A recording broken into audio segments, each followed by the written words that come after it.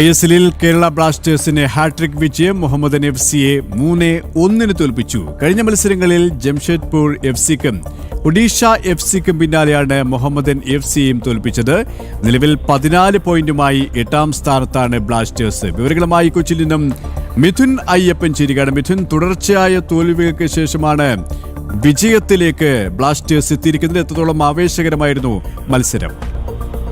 ഒരു ഹാട്രിക് വിജയത്തോടെ ആത്മവിശ്വാസം വലിയ രീതിയിൽ ഉയർത്തിയിരിക്കുകയാണ് കേരള ബ്ലാസ്റ്റേഴ്സ് എന്നുള്ളതാണ്. ഹാട്രിക് വിജയം എന്നുള്ളത് മാത്രമല്ല, കഴിഞ്ഞ 5 മത്സരങ്ങളിൽ കേരള ബ്ലാസ്റ്റേഴ്സ് തോൽവി അറിഞ്ഞിട്ടില്ല എന്നുള്ളതും ഏറ്റവും പ്രധാനപ്പെട്ട കാര്യമാണ്.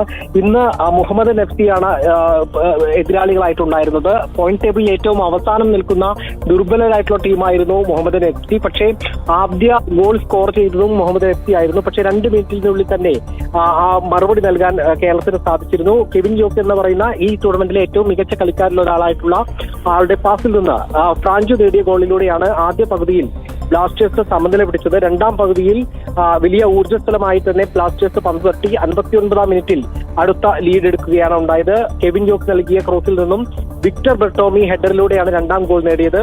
74ാം മിനിറ്റിൽ ഫ്രാഞ്ച് നൽകിയ പാസിലൂടെ മലയാളി താരമായിട്ടുള്ള ശ്രീകുട്ടൻ MS ടീമിനായി 3ാം ഗോളും നേടി. അങ്ങനെ പൂർണ്ണമായും കേരളത്തിന്റെ കയ്യിലേക്ക്, കേരള ബ്ലാസ്റ്റേഴ്സിന്റെ കയ്യിലേക്ക് കളി എത്തുകയാണ് ഉണ്ടായിരുന്നത്. ഒരു അമർജിത് സിംഗ് എന്ന മുഹമ്മദൻസിന്റെ കളിക്കാരൻ ചുവപ്പ് കാർഡിന് കണ്ട് അവസാന നിമിഷം പുറത്തായത് അവർക്ക് വലിയ രീതിയിലുള്ള തിരിച്ചടിയും ആവുകയാണ് ഉണ്ടായത്. ഇപ്പോൾ ഇനി ശേഷിക്കുന്നത് 2 മത്സരങ്ങൾ മാത്രമാണ് സീസണിൽ ഇനി ശേഷിക്കാനുള്ളത്. കിരീട പ്രതീക്ഷ നേരത്തെ അസ്തമിച്ചിരുന്നുവെങ്കിലും ഇനി ഏറ്റവും ശക്തരായിട്ടുള്ള FC ഗോവയുമായിട്ടാണ് അടുത്ത മത്സരം നടക്കാനിരിക്കുന്നത്. അതിൽ കൂടി വിജയിക്കാനായാൽ വലിയ രീതിയിൽ വമ്പന്മാരെ അട്ടിമറിച്ചുകൊണ്ട് ഒരു സീസൺ അവസാനിപ്പിക്കാം എന്നുള്ള തലയുയർത്തി തന്നെ അവർക്ക് മടങ്ങാം, കേരള ബ്ലാസ്റ്റേഴ്സിന് മടങ്ങാം. വലിയ രീതിയിലുള്ള ഒരു പരാജയത്തിൽ നിന്ന് കരകയറി നിൽക്കുകയാണ് ഇപ്പോൾ കേരള ബ്ലാസ്റ്റേഴ്സ്.